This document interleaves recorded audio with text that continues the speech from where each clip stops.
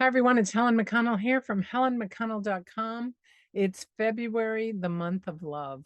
And during this month, as with all months, but especially this month, I'm really hoping that you will begin to have some brand new insights about life, about joy, about why you're here. The main thing I want you to understand in today's video is that there's nothing wrong with you. There's nothing that needs to be fixed. There's nothing broken. And I want you to think about that. All the things you think are wrong with you. And I used to say to myself, seriously, this was my inner dialogue was like, I would do something and I'd go, Helen, what is wrong with you? As if making a mistake was wrong, as if doing things differently was wrong, as if upsetting somebody was wrong.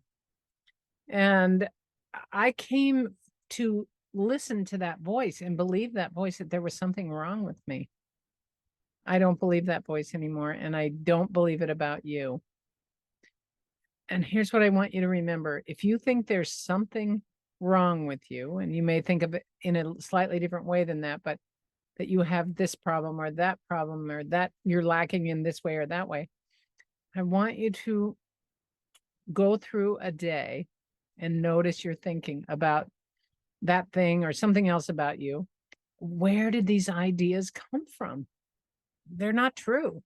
But we live in a world where the systems are set up to find things wrong with people. I see this in psychology. I see it in medicine. They're always looking for something to be wrong with you. And so if you have that going on around you enough, you're going to think, well, if I don't have something wrong with me, then I don't fit in, or there's something wrong with me if there's nothing wrong with me. But I want you to think back. We are a product of many generations of thoughts and beliefs and stories. And there's nothing wrong with you. Now, you might think, well, what about this and what about that? And you want to defend what's wrong with you.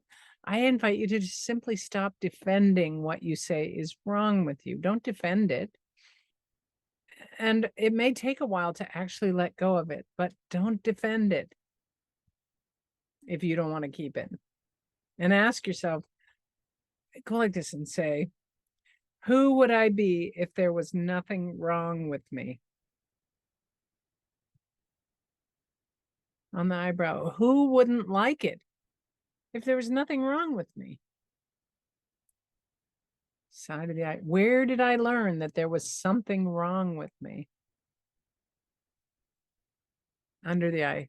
What if I just stopped believing that there is something wrong with me? Under the nose. What if I could just love all the parts of me? On the chin. All the mistakes I've made. Collarbone. What if I could just be okay with me? Under the arm. There'd be so much less pressure. Top of the head. What if I didn't believe my thoughts? On the eyebrow, because my thoughts aren't true. Side of the eye. What if I just didn't believe all my thinking? Under the eye. What if I used my feelings under the nose to determine if my thinking is correct or not? On the chin. It feels good and healthy. Collarbone. That's correct thinking. Under the arm. It feels bad and uncomfortable. That's negative thinking. That's wrong thinking. And on the eyebrow, I have this wonderful gift of thought. Side of the eye, and so does everyone else. Under the eye, but no one ever trained me how to use it. Under the nose. For my entire life, on the chin, I believed that if I had a thought, it must be true. Collarbone. That did not serve me very well. under the arm. So I'm becoming much more discerning, top of the head, about which thoughts I believe. On the eyebrow. I can't help what thoughts come into my head. Side of the eye. But I can determine if I'm going to believe those thoughts under the eye, or if I'm going to act on those thoughts. Under the nose. I'm feeling so much more calm.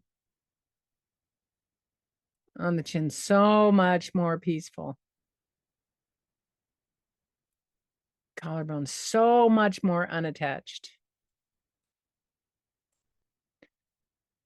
Under the arm, I'm feeling like myself.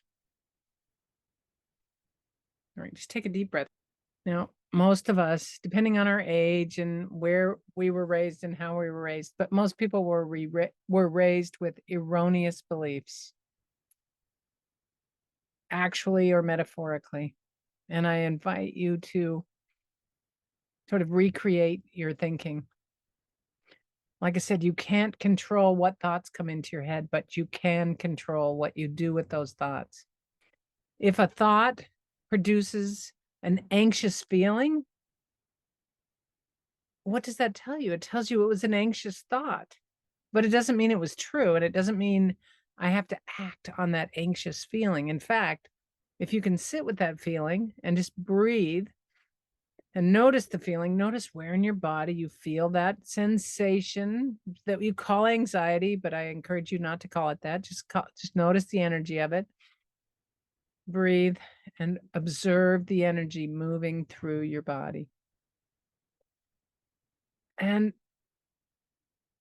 amazingly, if you do that on a regular basis and maybe tap while you're observing, the energy moves through you, because the human body is meant to be a conduit of energy, not a container. We're not meant to hold on to these emotions and figure them out and do stuff with them. That's not what they're for. They're to help us know if our thinking is healthy thinking or unhealthy thinking, if it's divine thinking or not. And that is not a judgment. That's just what is. And you can start feeling better immediately, a little bit at a time. All right, if you like this video, please hit the subscribe button and like this video and share it with a friend. Share it with anyone who you think may benefit from this information. Thank you for watching. See you next time.